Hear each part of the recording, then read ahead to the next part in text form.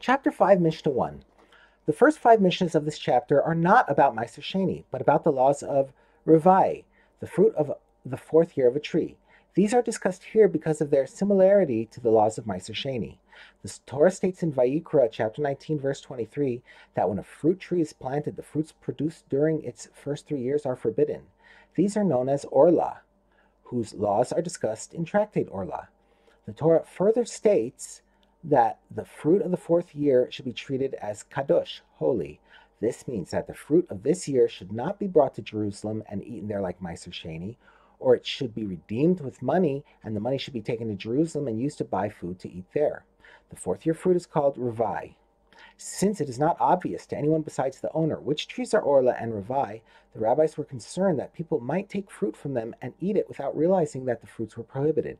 The rabbis therefore decreed that these trees should be marked in certain ways to make their status clear to everyone.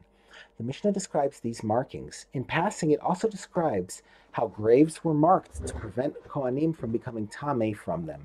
We now turn to the words of the Mishnah.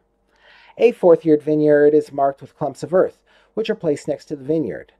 An orchard of Orla is marked with clay, the type of earth from which earthenware utensils are made. And graves are marked with lime, which is mixed with water and poured over graves. According to the first Tana, the owner of Revai and Orla trees must mark them to prevent passerby from eating their prohibited fruit.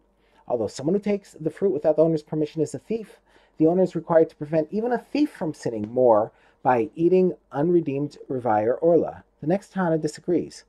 Rabban Shimon ben Gamliel said, when were these words said, that Revai and Orla trees must be marked? During the Shemitah year, when the produce of Eretz Yisrael is ownerless, and anyone is allowed to enter another person's field and take some of the fruits growing there to eat. But in other years, when it is forbidden to take someone else's fruits without permission, there is no obligation to mark Revai and Orla trees, because we are not responsible for protecting a thief from the consequences of his crime. Everyone agrees that, at least during Shemitah, these trees had to be marked to prevent people from sinning. The Mishnah records the practice of certain pious people who owned Revai trees during Shemitah.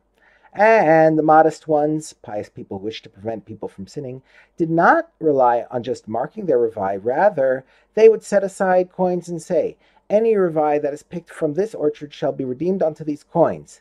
In this way, any fruits eventually taken from the orchard were redeemed and thus permitted to be eaten.